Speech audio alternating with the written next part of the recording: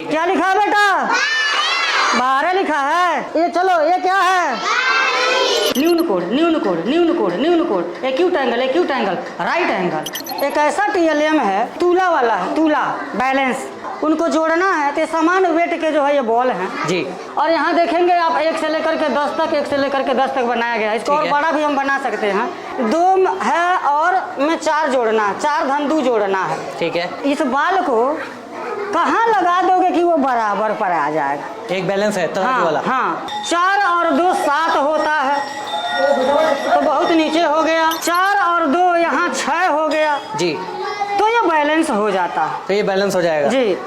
अब जब 4 और 2 बैलेंस हो जाएगा तो कहा जाएगा 4 और 2 मिलकर के कितना होता है? 6 होता है। इसी को जोड़ कहते हैं। ये देखिएगा एंगल का कॉन्सेप्ट है। पट्टी प्रकार की सहायता से एंगल बनाया जाता है। दोनों जब एक पर रहेगा तो 0 डिग्री का एंगल बनेगा। उसके बाद से एक्यूट एंगल, जिसको न्यून कोण कहते हैं, राइट एंगल 90 डिग्री हो गया। अब 90 डिग्री से obtuse angle, obtuse obtuse obtuse angle, obtuse angle, obtuse angle, obtuse angle. लेकिन जैसे स्ट्रेट हो जाएगा स्ट्रेट एंगल हो जाएगा। स्ट्रेट एंगल 180 डिग्री का एंगल बनने लगेगा। उसके बाद से रिफ्लेक्स एंगल हो जाएगा। Reflex reflex reflex reflex reflex reflex angle, reflex angle.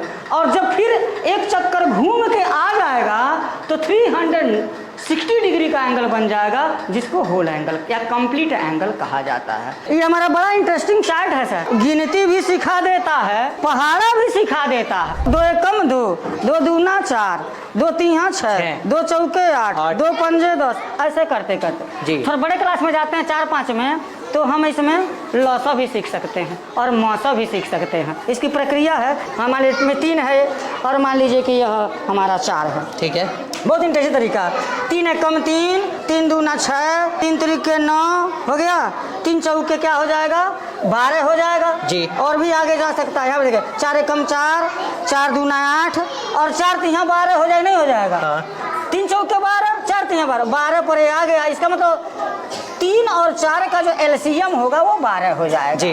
Table पढ़ते पढ़ते दोनों जब एक जगह आ जाएंगे एक संख्या पर तो वो हो जाएगा उसका जो है एलसीएम। तो ये बहुत इंटरेस्टिंग, बहुत बढ़िया कॉन्सेप्ट है। बहुत बढ़िया कॉन्सेप्ट है। खास करके कक्षा 3 में पूर्ववर्ती बता दिया जाता है, पहले की संख्या बाद की संख्या। पहले कहेगा तो इसको इधर जो है इधर पुश कर देगा तो 0 आ जाएगा, यानी कि 1 की जो पूर्ववर्ती है वो 0 है। 1 की उत्तरवर्ती इधर ऐसे पुश कर देगा तो 2 हो जाएगा, मैंने कि 1 के बाद अगले वाला 2।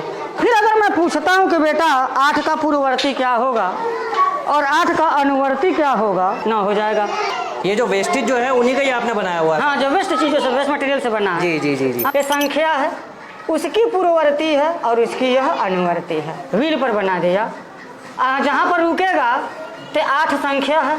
ठीक है। उसकी पूर्ववर्ती 7 है, उसकी अनुवर्ती 9 है। छोटा छोटा जोड़ घटाना बनाया इसको। जैसे 8 और 8 धन 4 है, चाहे उंगली पर जोड़े चाहे जैसे भी जोड़े, जब उसको मालूम हो जाएगा 8 धन 4 तो कॉन्सेप्ट इसका ये है। और 8 और 4 12 होता है तो यह 12 के सामने ला कर रख देगा तो हम जान जाएंगे कि वो सही बता रहा है। आयत की परिभाषा लिखवा दिया और जो आयत को पहचानता ही नहीं है, इस कॉन्सेप्ट से आयत को बनाया। अब आयत की लंबाई वाली भुजा, ये लंबाई वाली भुजा, चौड़ाई वाली भुजा, प्रत्येक कोण 90 अंश है। आयत से ही अब देखिएगा, अगर मैं इसको ऐसे कर दिया तो अब आयत से अब समांतर चतुर्भुज बन गया, पैरेललोग्राम जी। रेक्टेंगल था आयत, अभी वो पैरेललोग्राम बन गया समांतर चतुर्भुज। और समांतर चतुर्भुज में आमने सामने की भुजाएं बराबर भी होती हैं, समांतर भी होती हैं।